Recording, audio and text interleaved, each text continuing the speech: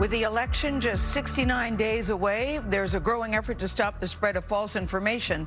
The Senate Intelligence Committee report on Russian interference in 2016 stated this: no single group of Americans was targeted more than African Americans.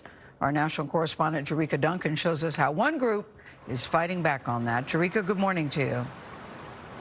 Good morning. When you think back to 2016, I don't think voters or candidates were prepared for the onslaught of misinformation. Well, we sat down with Andre Banks and Ashley Bryant. They created an organization to ensure that 2020 is different, particularly for Black and Latino communities. They say their ultimate goal is to make sure that voters have the tools they need to fight misinformation and stay informed. What is happening with our own video on this? How's it performing? Where do we actually post it? Each morning, Andre Banks and Ashley Bryant sign into what they call the War Room to discuss the latest popular posts that are spreading false information. You all call this a war. Yeah. Yep. When you look at what happened in 2016, this is one of the biggest campaigns to misinform American voters in history. You know, when you have that level of strategy on the other side, you want to meet that with a level of strategy on this side. It's important that Black people, Latinx people are able to make their voices heard this year. They're co-directors of Win Black Palante. Palante means to go forward in Spanish. They work with more than 200 people across 15 states, mostly swing states, to monitor memes, messages, and images across the most popular social media platforms. As the demographics of this country change, it's critical that we are able to have a conversation across race. We're able to have democracy where all kinds of people can show up, and we can come together to make the big decisions that we need to move the country forward. A Senate Intelligence Committee report found that more than 66% of information spread online by Russian operatives during the 2016 election contained a term related to race. One fake account called Blacktivist had 11.2 million engagements with Facebook users.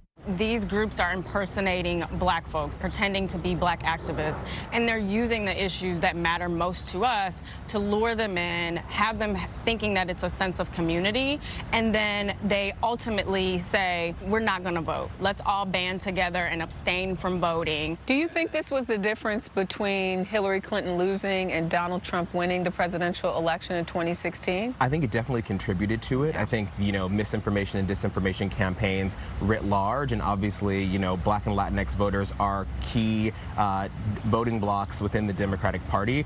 You all say this is the modern day poll tax for African American and Latinx voters. The weaponization of digital media is really a large form of voter suppression, voter depression. These are attacks on our communities to misinform us, to disinform. To counter posts that are verifiably false, Win Black Palante has created GIFs, memes, and posts that are true and factual. Their library has more than 400 million views. What's the most recent misinformation you found that you've had to counter? Yeah, we've been tracking very closely a range of misinformation about Senator Kamala Harris, and since her nomination on the Democratic ticket. You know, part of misinformation is not just outright lies, but really confusing and muddying the waters. In this case, we've seen a lot of the kind of birtherism that we saw around Obama. Would you say a lot of the misinformation you're trying to counter impacts voters that are likely to vote Democrat?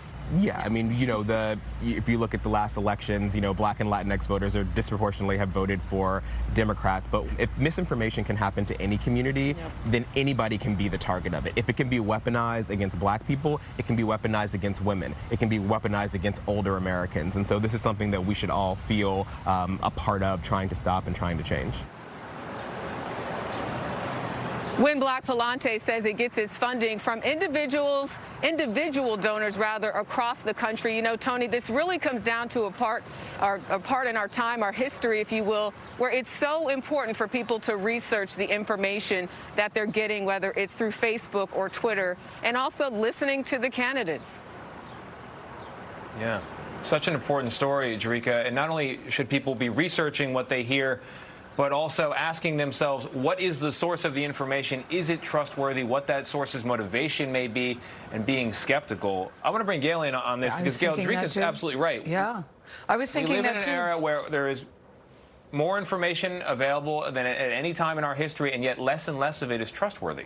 I know, and we're sitting here on a CBS platform. We're in the news business, and I go online and look at some of the stuff, and it's so hard to believe what you're seeing sometimes. You have to do your own diligence. And most importantly, I like what Jericka said, listen to the candidates and question where the information is coming from. It's important that you do your own due diligence on this, because the people who are spreading the misinformation, they are very good at it. Very good. That was a great piece, Jericka. Absolutely right. Great piece. Yeah, well done, Jericka.